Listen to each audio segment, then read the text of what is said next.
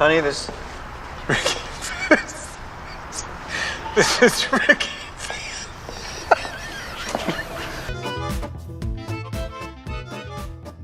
It might not be common knowledge, but there have been moments when actors have pulled off their roles despite being so high or drunk that they could barely stand straight.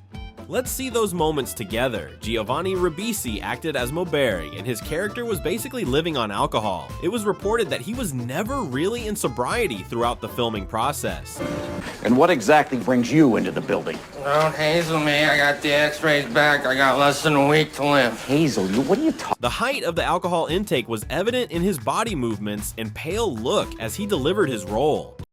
In the movie The Beach Bum, in the scene where Matthew McConaughey was smoking weed while conversing on the phone, Matthew unknowingly gets high. According to Snoop Dogg, Matthew thought the weed was props and not real, hence he kept smoking without caution. Though he was perfectly running his lines, Matthew was nothing near sobriety. 22, whatever. I mean, besides, she's marrying such a But you're probably right. Bye, boo-boo, I love you. Seth Rogen and James Franco had a different experience in their own situation. In The Pineapple Express, both actors confessed that they took smoke breaks which weren't for cigarettes. According to them, these breaks helped them operate well in their character. Although not very obvious, both actors admitted that they weren't at all sober while acting these scenes, especially in the scenes where cannibals were fully involved. Wow. Yes. This is the product of baby fucking. Smell it. Okay. Smell it. Enjoy. It's like God's vagina. The improvisation in the lines, while both actors were describing cannibals in that same scene, was majorly on the prior knowledge of both actors on the effect and influence on them, as well as how they felt in that moment. Future. The future. That's amazing. Well, got the weed in the bag. Beautiful. Okay.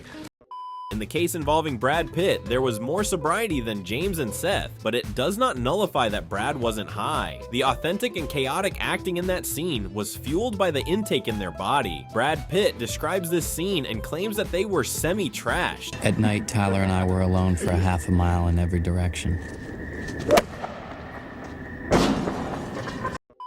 Nicolas Cage was a different breed. When it came to acting outside of sobriety and reality, Cage played the character of an alcoholic writer in Leaving Las Vegas, claimed to have drunk and gotten intoxicated in certain scenes. In the scene where Cage went to cash his check at the bank, it was very evident that he was high. In the bar scene, Cage's reaction to the bar attendant advising him was genuine, just like that of a chronic drunk.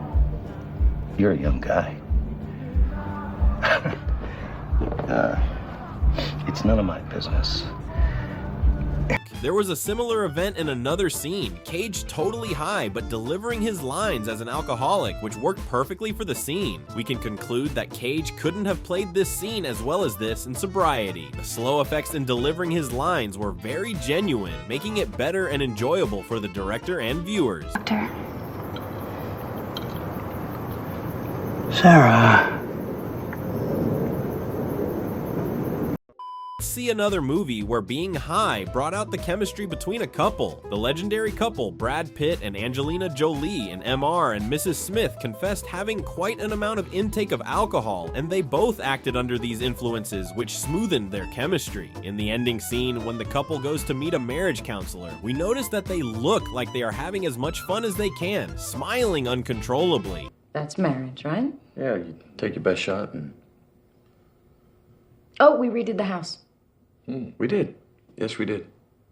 You know, there will always... As much as both actors were high, the film went on to be one of the most popular action films ever made, and its legacy in Hollywood never reflected that both actors were in fact not sober. Feel that your relationship styles are more conducive to the Ask free us the flow? sex question.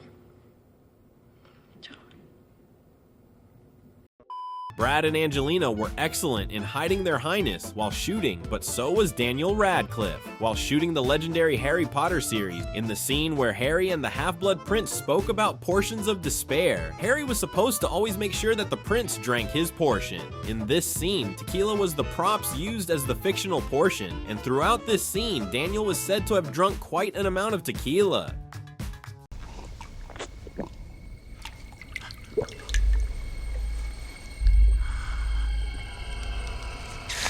Professor.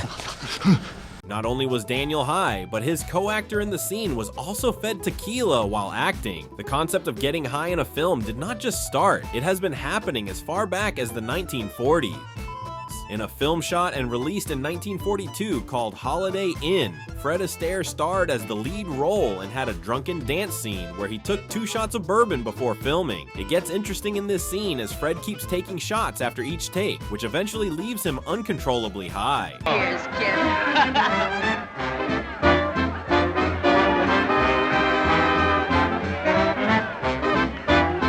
As though Fred tried to hide the fact that he was high in the scene, the effect of the alcohol already gave out his cover, but since his character was supposed to be drunk anyway, the director used the shot regardless.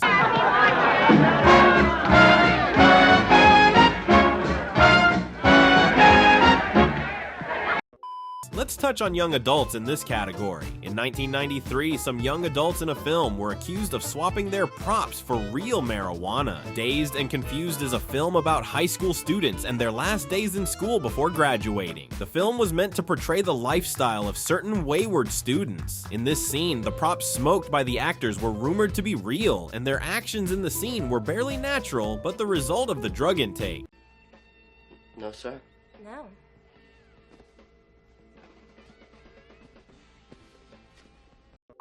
Sometimes, the non-existence of sobriety might cause havoc between actors, and this was what happened between Shia LaBeouf and Mia Wasikowska. While shooting Lawless, Shia was almost always drunk on set on the basis of his method acting to fit the character he is playing. This got Mia upset and uncomfortable that she almost left the film set and abandoned the role. What you talking about?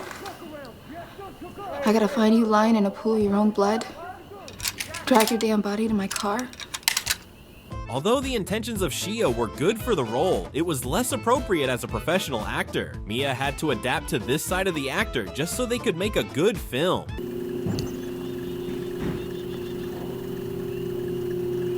What happened when you got back? Not a damn thing. In American Beauty, the scene where Kevin Spacey smoked pot was not acting. According to Sam Mendes, directing that scene was quite easy for him because his actor was already high. He just had to sit and watch how the highness is channeled into professionality. Honey, this is Ricky. To shoot the sinking of the Indiana police speech, Robert Shaw in Jaws was said to have used alcohol as a coping mechanism to read the lines, and it would only be appropriate for him to deliver the lines with the same coping mechanism. It might look like he wasn't high, but there was nothing close to sobriety in that speech. Celebrating my 3rd wife's demise, big Chinese fella, pull me right off.